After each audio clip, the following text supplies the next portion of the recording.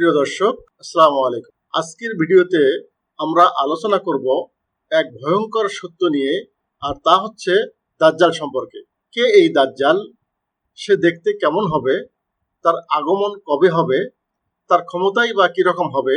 সে কতদিন দুনিয়াতে থাকবে এবং কিভাবে তার পরিসমাপ্তি ঘটবে? এসব বিষয়ে থাকছে কোরআন ও হাদিসের আলোকে পুরোপুরি বিশ্লেষণ। চলুন শুরু করা যাক। আর হ্যাঁ, ভিডিওটি পুরোপুরি দেখুন, কারণ প্রত্যেকটি তথ্যই হবে আপনার ঈমানের জন্য অত্যন্ত গুরুত্বপূর্ণ। প্রথমেই আমরা জানব দাজ্জালের পরিচয় সম্পর্কে। দাজ্জাল শব্দটি এসেছে দাজ্জালা আরবি শব্দ থেকে, যার অর্থ হলো ধোঁকাবাজ বা প্রতারক। তিনি হবেন এক মিথ্যাবাদী ব্যক্তি, যিনি নিজেকে ঈশ্বর বলে দাবি করবেন। রাসূলুল্লাহ সাল্লাল্লাহু আলাইহি ওয়াসাল্লাম বলেন, দাজ্জাল হলো পৃথিবীর সবচেয়ে বড় ফিতনা বা মহাবিপদ। সে ইসলাম, মানবতা ও সত্যের বিরুদ্ধে এক ভয়ঙ্কর ষড়যন্ত্র হবে। দাজ্জালের চেহারা সম্পর্কে বহু হাদিসে বর্ণনাও এসেছে। তিনি একচোখা হবেন, অর্থাৎ একটি চোখ থাকবে অন্ধ। তার কপালে কাফ, ফা, রা অর্থাৎ কাফির লেখা থাকবে। এই লেখা প্রত্যেক মুমিনেই দেখতে পাবে, এমনকি যারা নিরক্ষর তারাও দেখতে পাবে। দেহ হবে বিশাল, গায়ের রং হবে লালচে বা গম বর্ণের। তার চলাফেরা হবে দ্রুত গতির, অনেকটা বাতাসের মতো। তিনি মানুষকে আকর্ষণ করার জন্য জাহান্নামকে জান্নাত ও জান্নাতকে জাহান্নাম বলে প্রমাণ করার চেষ্টাও করবেন। দাজ্জাল কখন আগমন করবেন? হাদিসে বলা হয়েছে, দাজ্জাল আগমন করবেন কিয়ামতের ঠিক পূর্ব মুহূর্তে, যখন দুনিয়া জুড়ে ফিতনা, যুদ্ধ, দুর্ভিক্ষ, অবিচার ও জুলুম বেড়ে যাবে। সে সিরিয়ার দিক হতে বের হবে। তবে হাদিসে বলা হয়েছে, খুরাসান নামক অঞ্চল থেকেই তার অনুসারীরা বের হবে। বিশেষ করে ইয়াহুদি অনুসারীর সংখ্যা সবচেয়ে বেশি হবে। তার ক্ষমতা ও ফিতনা। দাজ্জালের ক্ষমতা হবে এমন ভয়াবহ, যা মানুষের চিন্তা শক্তির বাইরে। এক স্থান হতে অন্য স্থানে দ্রুত পরিভ্রমণ করতে পারবে। সে আকাশ হতে বৃষ্টি নামাতে পারবে, শুকনো জমিনে ফসল ফলাতে পারবে, ধন সম্পদ দিয়ে মানুষকে প্রলুব্ধ করতে পারবে।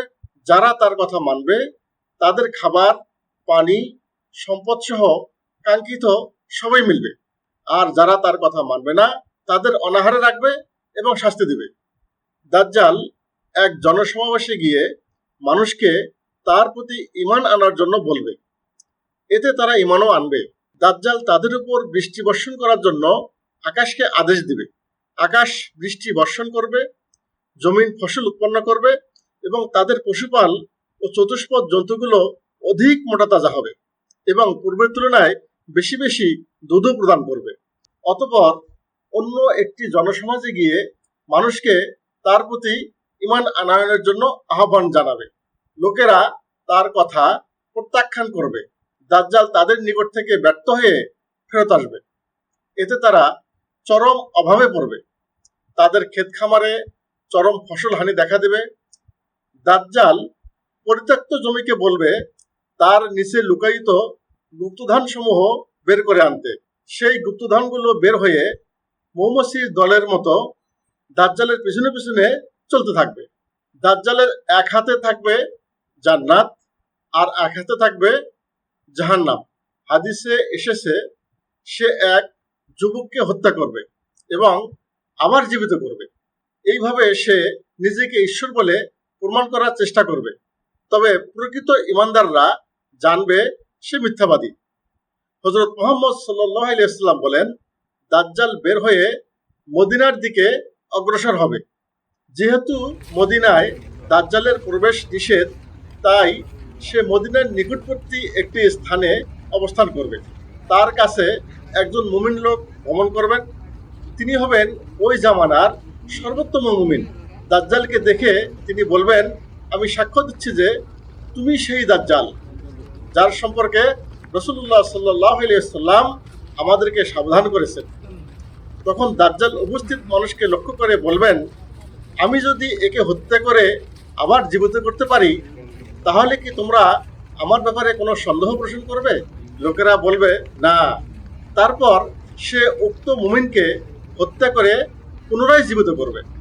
এ পর্যায়ে যুবকটি বলবে, আল্লাহর শপথ, তুমি যে মিথ্যুক দাজ্জাল, এ সম্পর্কে আমার বিশ্বাস আগের তুলনায় আরো মজবুত হলো। দাজ্জাল তাকে দ্বিতীয়বারের মতো হত্যা করার চেষ্টা করবে, কিন্তু তাকে আর হত্যা করতে সক্ষম হবে না। অতঃপর তার পায়ে ধরে তাকে জাহান্নামের দিকে নিক্ষেপ করবে। লোকেরা মনে করবে তাকে জাহান্নামের আগুনে নিক্ষেপ করা হয়েছে, অথচ সে জান্নাতে নিক্ষিপ্ত হয়েছে।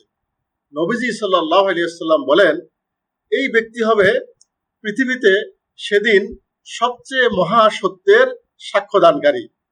দাজ্জাল দুনিয়াতে কতদিন অবস্থান করবে? রাসূলুল্লাহ সাল্লাল্লাহু আলাইহি ওয়াসাল্লাম বলেন, দাজ্জাল দুনিয়াতে 40 দিন থাকবে। প্রথম দিন হবে 1 বছরের মতো দীর্ঘ, দ্বিতীয় দিন হবে 1 মাসের মতো দীর্ঘ, তৃতীয় দিন হবে 1 সপ্তাহের মতো দীর্ঘ, বাকি দিনগুলো হবে স্বাভাবিক দিনের মতোই। অর্থাৎ দাজ্জালের দুনিয়াতে অবস্থান হবে প্রায় 1 বছর 2 মাসের মতো। দাজ্জালের শেষ পরিণতি কিভাবে হবে, এ ব্যাপারে হাদিস থেকে যা জানা যায়, দাজ্জালের শেষ পরিণতি এভাবে, দাজ্জাল যখন প্রচুর ক্ষতি করবে, মানুষকে বিপদগামী করতে থাকবে, মক্কা মদিনা ব্যতীত পৃথিবীর সকল দেশেই সে প্রবেশ করবে, তার অনুসারীর সংখ্যা হবে প্রচুর, সমগ্র দুনিয়ায় তার ফিতনা ছড়িয়ে পড়বে, সামান্য সংখ্যক মুমিনেই তার ফিতনা থেকে মাত্র রেহাই পাবে। ঠিক সে সময় দামেস্ক শহরের পূর্ব প্রান্তে অবস্থিত একটি মসজিদের সাদা মিনারের উপর হযরত ঈসা আলাইহিস সালাম আকাশ থেকে 2 জন ফেরেশতার কাঁধে ভর করে সেই মসজিদের ছাদে অবতরণ করবেন। তখন মুসলিমরা ইমাম মাহাদির নেতৃত্বে নামাজে থাকবেন। ঈসা আলাইহিস সালাম সেই জামাতে ইমাম মাহাদির পিছনেই নামাজ পড়বেন। মুসলমানগণ তার পাশে একত্রিত হবে। তাদেরকে সাথে নিয়ে তিনি দাজ্জালের দিকে রওনা দিবেন। দাজ্জাল সে সময় বাইতুল মাকদিসের দিকে অগ্রসর হতে থাকবে। অতঃপর ঈসা আলাইহিস সালাম ফিলিস্তিনের লুদ্দ শহরের গেটে দাজ্জালকে পাকড়াও করবেন। ঈসা আলাইহিস সালামকে দেখে সে পানিতে লবণ গলার মতো বলতে শুরু করবে। ঈসা আলাইহিস সালাম তাকে লক্ষ্য করে বলবেন, তোমাকে আমি একটি আঘাত করব, যা থেকে তুমি কখনোই রেহাই পাবে না। ঈসা আলাইহিস সালাম তাকে বর্ষা দিয়ে আঘাত করবেন এবং সে মৃত্যুবরণ করবে। অতঃপর মুসলমানেরা তার নেতৃত্বে ইয়াহুদীদের বিরুদ্ধে যুদ্ধ ঘোষণা করবে। মুসলমানদের হাতে দাজ্জালের বাহিনী ও ইয়াহুদীদের দল পরাজিত হবে। জানা যাক দাজ্জালের ফিতনা থেকে বাঁচার উপায়। প্রিয় দর্শক, আমরা কি প্রস্তুত আছি দাজ্জালের ফিতনা থেকে বাঁচার জন্য? রাসূলুল্লাহ সাল্লাল্লাহু আলাইহি ওয়াসাল্লাম আমাদেরকে বলেছেন, দাজ্জালের ফিতনা থেকে বাঁচতে সূরা কাহাফের প্রথম 10 আয়াত মুখস্থ করতে। হাদিসের বর্ণনায়, যে ব্যক্তি সূরা কাহাফের প্রথম 10টি আয়াত মুখস্থ করবে, সে দাজ্জালের ফিতনা হতে হেফাজত থাকবে। মুসলিম শরীফের হাদিস। দাজ্জাল থেকে বাঁচার জন্য মক্কা ও মদিনাও হবে নিরাপদ স্থান, কারণ সেখানে দাজ্জাল প্রবেশ করতে পারবে না। সুতরাং সে সময় মক্কা ও মদিনায় যাহারা অবস্থান করবে, তাহারা দাজ্জালের ফিতনা হতে নিরাপদ থাকবে। দাজ্জাল বা দাজ্জালের ফিতনা একটি ভয়ঙ্কর সত্য। এটি কোনো কল্পকাহিনী নয়, এটি বিশ্বাস করা ঈমানের অঙ্গ। আসুন আমরা দাজ্জালের ফিতনা থেকে বাঁচার জন্য প্রস্তুত হই এবং আমাদের জীবন গড়ি কুরআন ও হাদিসের আলোকে। প্রিয় দর্শক, ভিডিওটি ভালো লাগলে লাইক দিন, কমেন্টে আপনার মতামত জানান, আর ইসলামিক জ্ঞান ছড়িয়ে দিতে অবশ্যই ভিডিওটি শেয়ার করুন। আসসালামু আলাইকুম ওয়া রাহমাতুল্লাহ।